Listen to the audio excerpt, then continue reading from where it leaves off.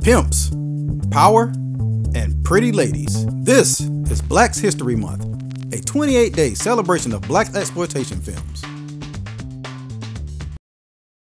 Based at least partially on the 1931 gangster film Little Caesar, 1973's Black Caesar, directed by Larry Cohen, is a different type of black crime film.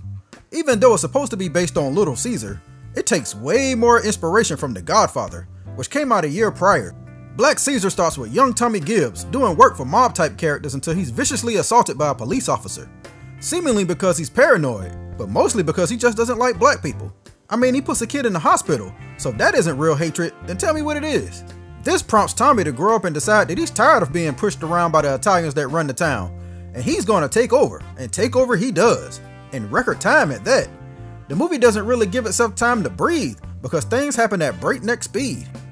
One musical montage later, and all of a sudden, Tommy has an entire army of black gang members with an arsenal, and the entire neighborhood in the palm of his hands. Look how they follow him around. Hey, are those afro wigs? Call me crazy, but for some reason I assumed everybody in the 70s grew their own afros, and having an afro wig would have been a sin. I'll be damned. Older Tommy is played by Fred Williamson, and he's not quite as badass or likable as Trouble Man. In fairness, this isn't that kind of movie. Black Caesar is a slow crime movie about ledgers and families and your usual mafia stuff. Just think The Godfather. Just much shorter, and with black people in the place of the Corleones. It's actually kind of funny how much it blatantly steals from The Godfather.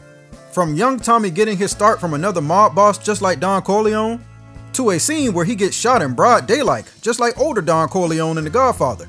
He walks by a theater that's showing The Godfather, and in Europe, the movie was even called The Godfather of Harlem, so what other evidence do you need? Speaking of the shooting scene, Fred Williamson claims that it was shot guerrilla style with one camera, and that they didn't tell anybody they were going to do it, in the middle of New York, a city notorious for strict filming permits.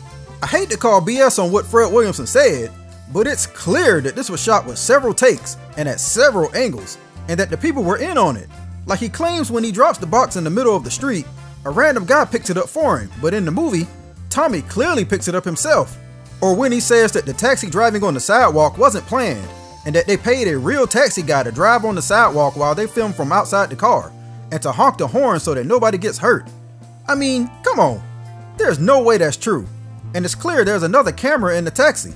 I guess he wants to protect the mystique and movie magic of the film for whatever reason. Or maybe he's telling the truth and I'm full of it. You watch it and tell me if I'm tripping. Tall tales aside, everything about it just feels disjointed and thrown together. Like one scene, Tommy is talking with his mother, who we don't see again until she's praying in another scene. Then next thing you know, she's dead. Well damn, what happened? Black Caesar doesn't even bother to tell you. She's just dead. Deal with it. Then, as if the movie needed anything else against it, Tommy is a completely unlikable character. How unlikable, you ask? Well, he outright rapes a woman in a problematic as hell scene that comes out of nowhere. It's impossible to feel sorry for your protagonist after something like that. I can't even say that the soundtrack is the saving grace this time. It's done completely by James Brown, and it's okay. The theme song, The Boss, is the best song, and you'll definitely recognize it when you hear it. The rest of the album is nowhere near as good as previous efforts by other artists. I think Black Caesar just suffers from an identity crisis, on multiple fronts, and probably would have been better off as its own unique story from the perspective of a man born and raised in Harlem. Sometimes it's just best to walk your own path and be your own boss.